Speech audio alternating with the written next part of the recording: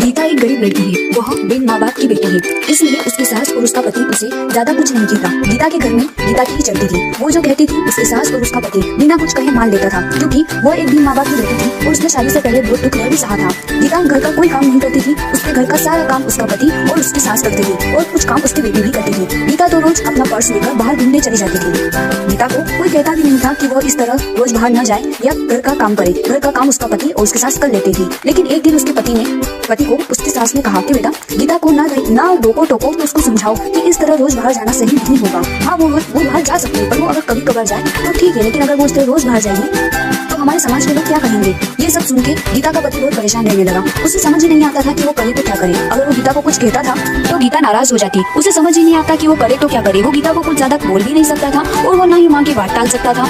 इसी तरह गीता रोज अपने ससुराल वालों को कुछ न कुछ कहती रहती। घर में कुछ भी करना हो गीता की ही चलती थी। वो अपने पति और अपनी सासू को बहुत बातें सुनाती थी। अगर उनसे कोई काम ठीक से नहीं होता तो भी वे उन्हें डांट लगाती थी। फिर भी उसका पति और उसकी सास चुपचाप उसकी सारी बातें सुनते रहते थे, ये सोचकर कि कभी न कभी गीता को एहसास होगा कि वो जो व्यवहार करती है वो सही नहीं है। हम उसे लाड़ प्यार करते हैं, इसका मतलब ये नहीं कि वो हवा में उड़ने लगे। पर ये बात कभी उसके ससुर ने और उसके पति ने उसके मुंह पर नहीं कही। उन्हें सिर्फ इसी बात का विश्वास था कि कभी न कभी उसे इस चीज का एहसास होगा। एक दिन ऐसे ही गीता अपनी सहेली रश्मि से मिलने जाती है। वो दोनों काफी दिनों के बाद मिलती है। रश्मि उसको सारी बातें बताती है कि कैसे उसकी ससुर उस पर अत्याचार करती है और उसका पति भी उसकी सास की मदद करता है। उसे कुछ नहीं कहता। उसकी सास उसके पति को उसके खिलाफ भड़काती भी रहती है। वो चाहे कितना भी काम कर ले, कितनी भी अच्छी तरीके से घर की सारी साफ सफाई करे, सारा काम करे, फिर भी उसकी सासू उसमें नोकझोंक निकाली देती थी और उसका पति भी उसकी माँ का साथ देता था।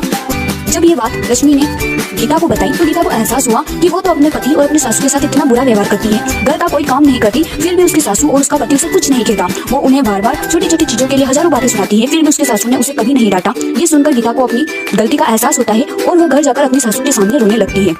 उन्हें सब बात बताती है कि उसे उसकी गलती का एहसास हो गया है कि उसने कितना गलत किया। तब उसकी सास उसे कहती है कि बेटा रो मत, हमें विश्वास था कि तुम्हें एक ना एक दिन अपनी गलती का एहसास होगा और तुमने गलती चाहे कैसी भी की हो, लेकिन तुम्हें अपनी गलती का एहसास हो गया, बस यही बड़ी बात है।